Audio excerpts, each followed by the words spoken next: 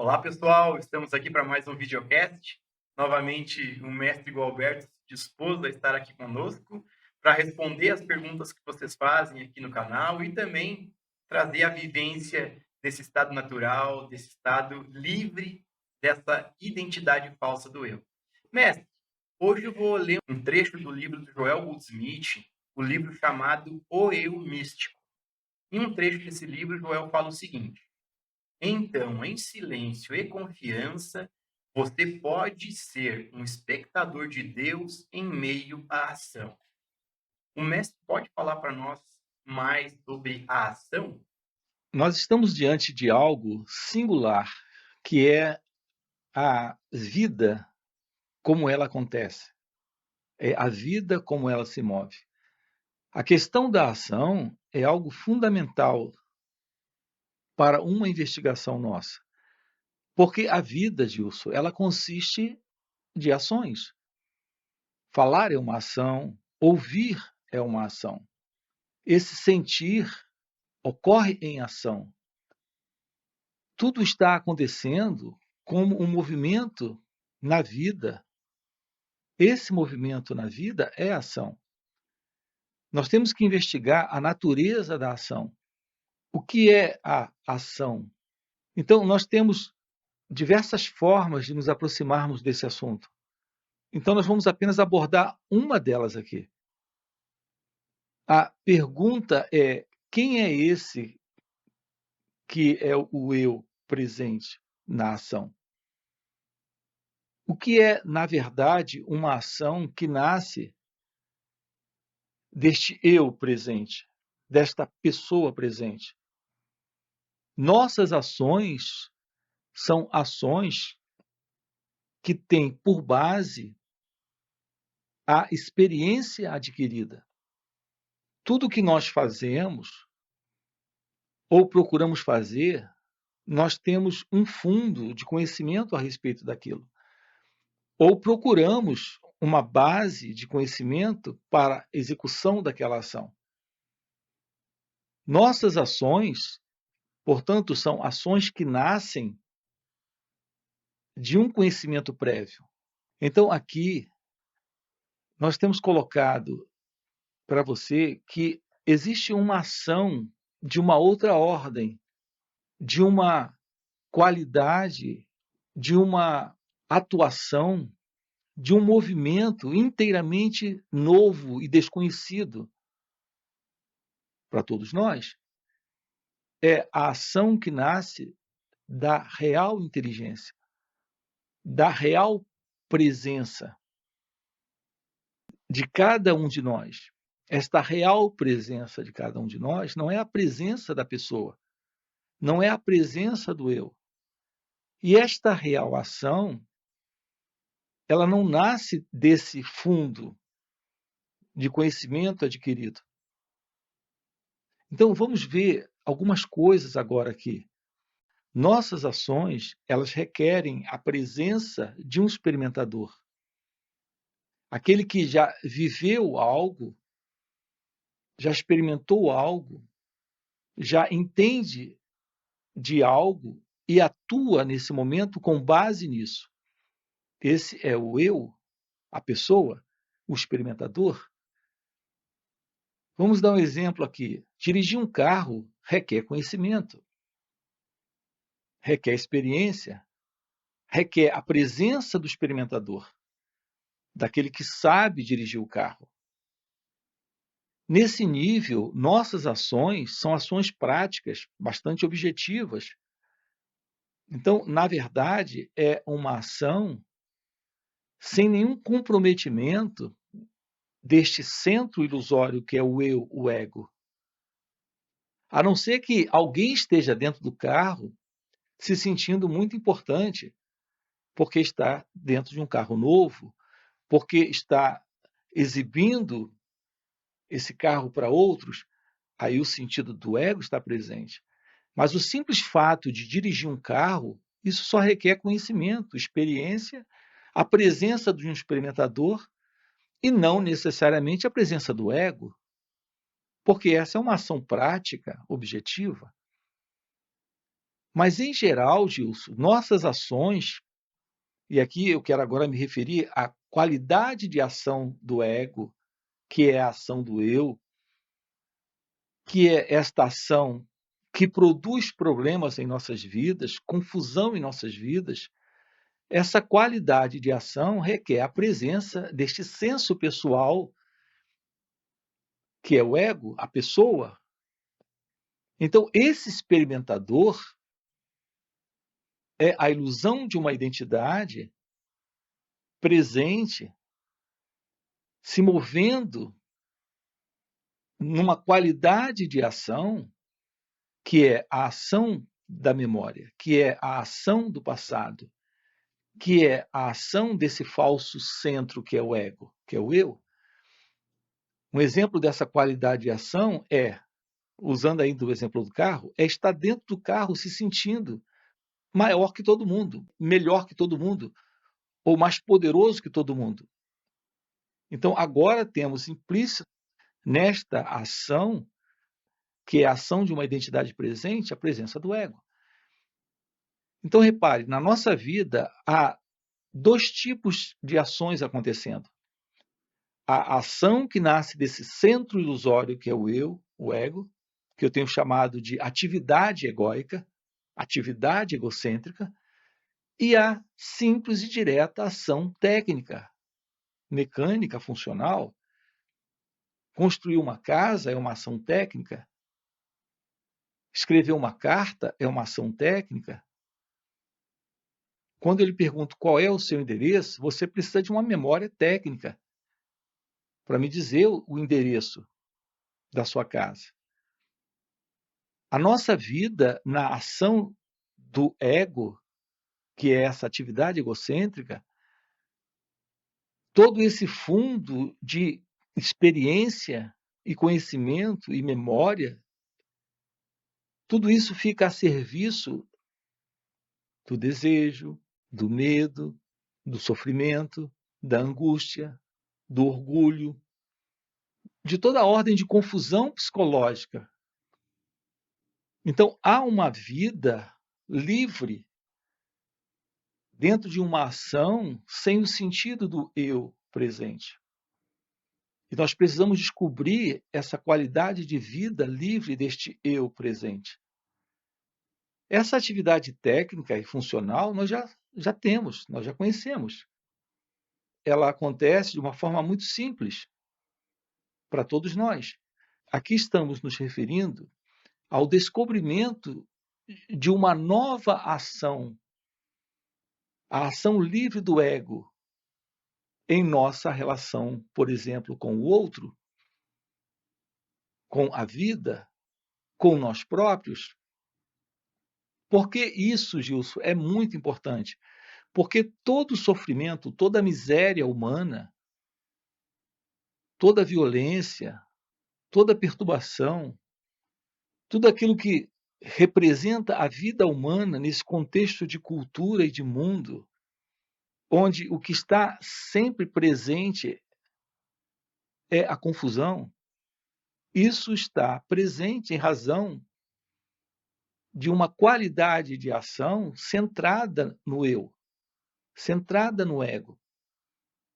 Então, enquanto houver o sentido deste eu presente nesse modelo de ação, haverá sofrimento, confusão, haverá desordem, toda essa insanidade presente nesse contexto dessa assim chamada consciência humana. Então, tomar ciência desse movimento do eu, desse movimento do ego, é colocar fim para essa qualidade de ação. Porque o movimento do eu, do ego, é ação. É essa qualidade de ação que nasce desta ilusão, deste sentido de alguém presente se separando do outro, se separando de Deus, se separando da vida. Tudo isso está presente na ausência da revelação do que é esta ação. O que ocorre com respeito à ação é que, nesse momento, nós estamos sempre sendo desafiados pela vida A vida é um extraordinário desafio. A todo instante, você é desafiado para a ação. Falar, como colocamos agora há pouco, ouvir, gesticular. Não há como, na vida, você estar livre de estar em algum modelo de ação. Mesmo se sentar quieto é uma ação. Um movimento de pensamento dentro de você é um movimento de ação. De sentimento é um movimento de ação. Então não há como estarmos na vida sem a ação. Assim sendo, a vida é esse desafio. Um desafio que requer ação. O ponto é que nós temos dois tipos de ações. Existe uma ação qualificada e uma desqualificada. Existe uma ação direta, real, e uma ação completamente desqualificada, porque parte de um centro ilusório, enquanto que a direta é uma ação espontânea e livre e qualificada. Então, nós temos aqui, Gilson, uma ação a ser tomada. Uma ação livre do ego, é a ação qualificada, direta, ou uma ação no ego, uma ação desqualificada. Então, responder nesse momento, a esse instante, é um desafio. A resposta a esse desafio, se ela é adequada, ela é direta, ela é objetiva, ela é livre do ego. Uma ação assim não produz sofrimento, não produz conflito, não produz miséria, porque é uma ação que nasce da consciência da verdade do seu ser, que é a verdade de Deus. Então não é a ação de alguém, é a ação direta da vida na vida. De outra forma, temos a ação do ego. Tudo aquilo que representa confusão, miséria e sofrimento no mundo, em nossas relações, estão assentadas nesse tipo de ação, nesta reação inadequada, nessa resposta a esse desafio de uma forma inadequada. A sua relação com a esposa, nesse atrito, nesse conflito, nessa divergência, nessa contradição, onde há agressão verbal, agressão emocional, agressão muitas das vezes até física, nessa relação com a esposa, com o vizinho, com o patrão.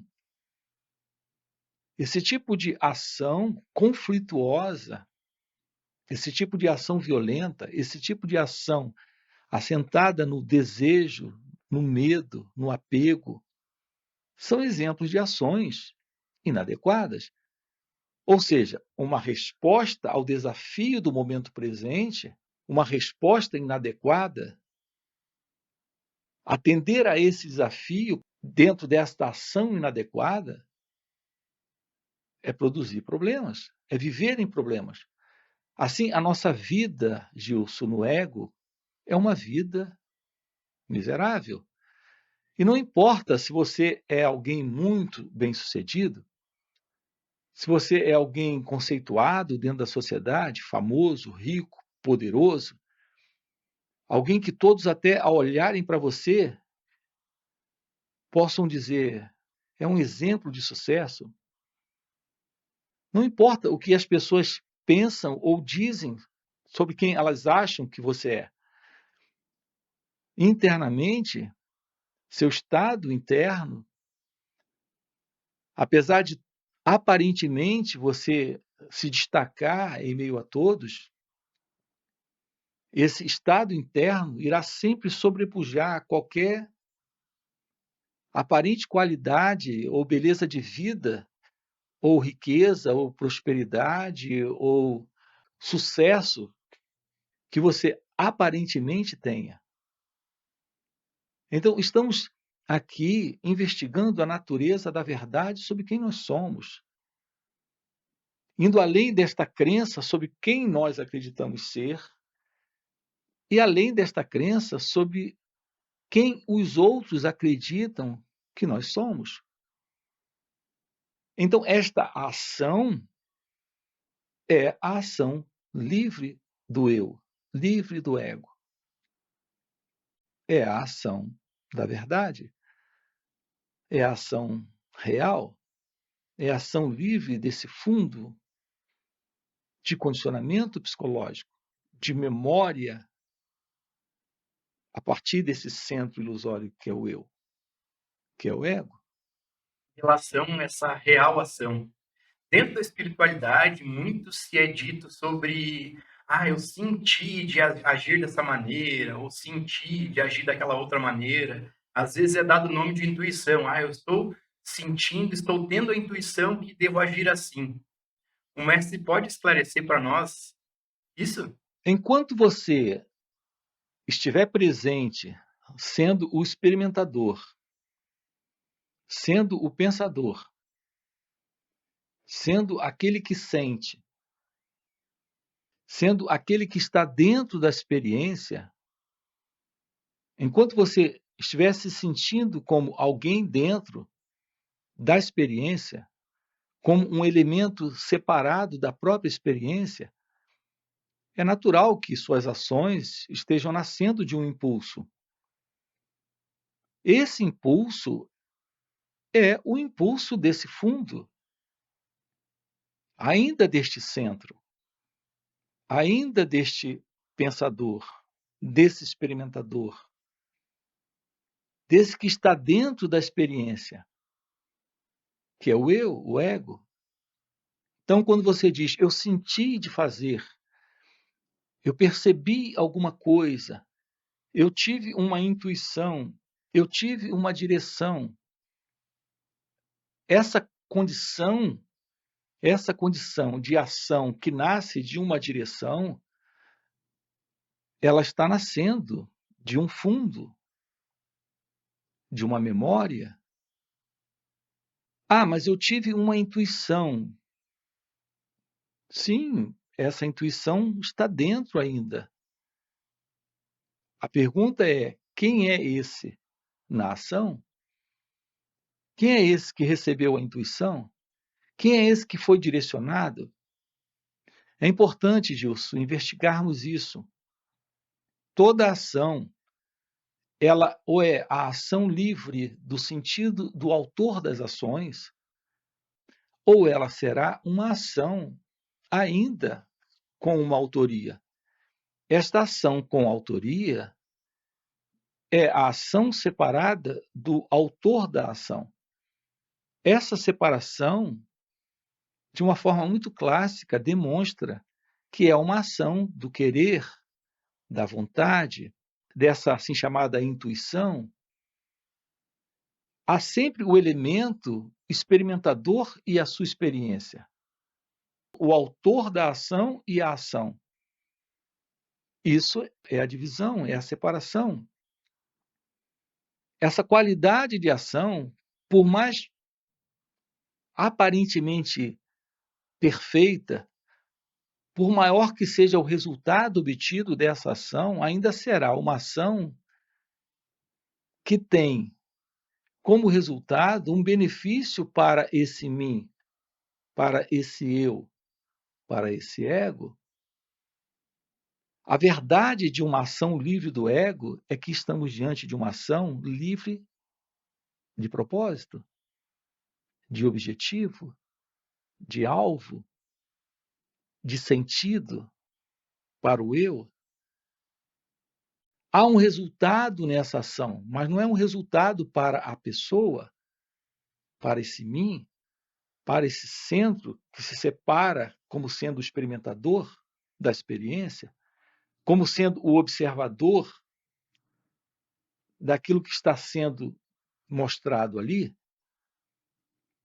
Assim sendo, Gilson, a verdade de uma ação livre do ego é a verdade de uma ação onde há harmonia, beleza, realidade, amor, real presença divina. Nós não sabemos o que é a ação em amor. É a ação livre do ego, do eu. Nós não sabemos o que é a ação em felicidade. É a ação livre do propósito, livre do eu, livre do ego. Não é a ação de alguém feliz. O amor não é a ação de alguém amando. Quando há amor, o sentido do eu não está. Quando há felicidade, o sentido de alguém feliz não está. Isso é de outra ordem.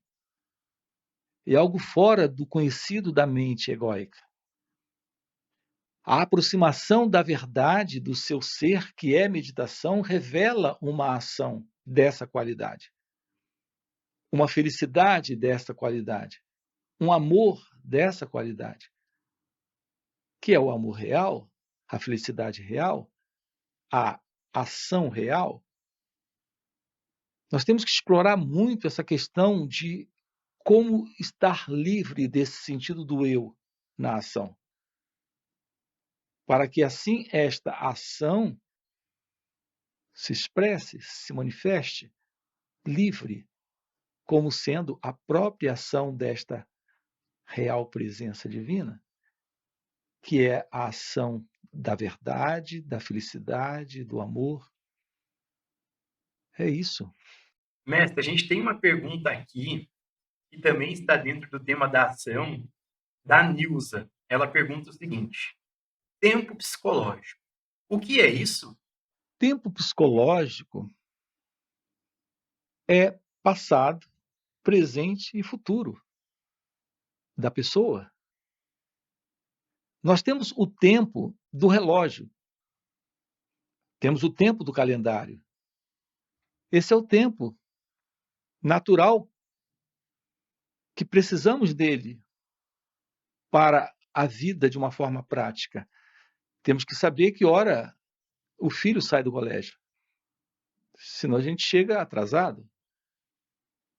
Ou então a gente adianta demais e fica lá esperando por ele. Então nós temos que ter uma hora para começar esse encontro, um momento para terminar. Precisamos do dia de amanhã, porque tem uma consulta médica. Precisamos do dia de ontem, porque precisamos relatar, fazer um relatório sobre o que ocorreu ontem. Esse é o tempo cronológico. Agora, nós temos um tempo psicológico, esse ontem, hoje e amanhã. Eu sou isso, ontem fui aquilo e amanhã serei uma outra pessoa. Isso é uma ideia, porque psicologicamente não há mudança, porque esse tempo psicológico não é real, mas nós estamos vivendo nesse tempo psicológico. O que eu quero dizer é o seguinte: a inveja está aqui hoje, estava aqui ontem, estará aqui amanhã. O medo está aqui hoje, esteve aqui ontem, estará aqui amanhã. O medo é algo que está dentro desse tempo psicológico. Esse tempo psicológico é a realidade desse medo. O pensamento é algo presente, que é parte do medo, que é parte desse tempo psicológico. Nessa ideia, eu fui, eu sou e eu serei. A verdade sobre o tempo psicológico é que estamos diante de uma ilusão. A ilusão do tempo psicológico é a ilusão desse eu que veio do passado, está vivendo esse momento e amanhã terá um outro momento diferente. Esse sentido do eu é o mesmo eu, no mesmo tempo psicológico, no mesmo modelo de pensamento.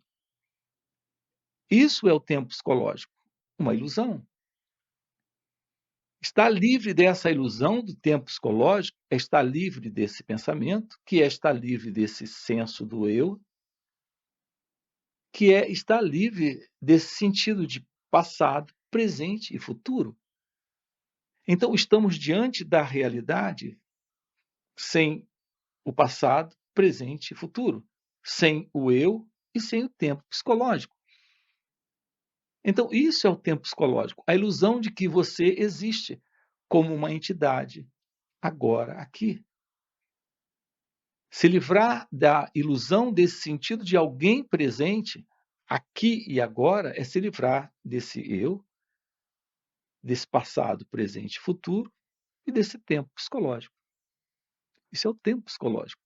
A vida do eu, a vida do ego, a vida desse senso pessoal, dessa entidade que está na ilusão desse movimento de ação, criando confusão, criando desordem, criando sofrimento.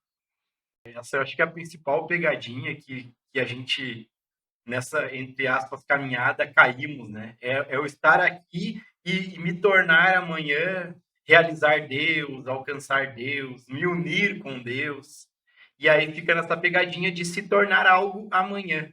É interessante essa colocação sua, porque essa é a base da noção da vida no ego. O nosso programa roda assim. Toda a nossa formação, desde o nascimento até agora, tem sido assim. Nós estamos nessa ideia de se tornar, de vir a ser, de realizar uma pessoa diferente da que nós somos nesse momento. A ideia é de uma pessoa diferente. É verdade que essa pessoa pode se tornar diferente, mas ela se torna diferente ainda sendo uma pessoa. E ela se torna nesse tempo que é o tempo idealizado pelo próprio pensamento. Ela ainda estará dentro desse passado, presente e futuro psicológico. Ela não pode passar de uma pessoa se tornando uma pessoa melhor. Então, é muito comum as pessoas estarem numa busca de autoaperfeiçoamento, de autodesenvolvimento. E, de fato, elas melhoram. Elas abandonam os vícios, elas abandonam práticas nocivas, elas abandonam muita coisa na vida delas. E elas se tornam de verdade pessoas melhores. Mas não é disso que estamos tratando aqui. Estamos tratando aqui com você do despertar da verdade, daquilo que é você, realmente. E você, de fato, em realidade, só é uma pessoa nesse tempo psicológico, nesse sentido de um eu, de um ego. Mas essa não é a realidade deste ser que é Deus, aqui e agora, que é a verdade sobre você, que você, nesse eu, nesse ego, desconhece. É isso que tem sido chamado pelos sábios, pelos seres realizados, de ignorância, de ilusão nesta ignorância. Então, a condição de vida no ego, Gilson, é a condição de ilusão nesta ignorância, porque estamos presos a essa noção equivocada de um eu, procurando ser, deixar de ser o que não gosta, para se tornar o ser que quer ser. E, no máximo, o ser humano consegue isso. Então, tudo que nós podemos conseguir nesse modelo de existência do eu são mudanças, mudanças dentro do tempo, mudanças para essa pessoa, para essa ilusão de ser alguém. Ok? Mestre, gratidão, gratidão. Já bateu nosso tempo aí. Então, vamos encerrando. Para você que está assistindo o vídeo, a gente convida aí, deixa o like. Se não é inscrito no canal ainda, se inscreve. E também pode fazer a sua pergunta aqui nos comentários que a gente traz para os próximos videocasts. E principalmente, fica o convite para você que está cansado de ser alguém, de querer melhorar e realmente poder se aproximar desse trabalho com o mestre, fica o convite para participar dos encontros online intensivos de final de semana, online e também presenciais, além dos retiros, que são os satsangs. No primeiro comentário fixado vai ter o link do grupo do WhatsApp sobre as informações dos encontros. Gratidão, mestre. Até mais. Ok, pessoal, até a próxima. Quando nós lemos ou ouvimos o Joel Goldsmith, você termina acreditando que literalmente existe esse eu inferior e esse eu superior. Isso é para intelectualmente a mente se situar.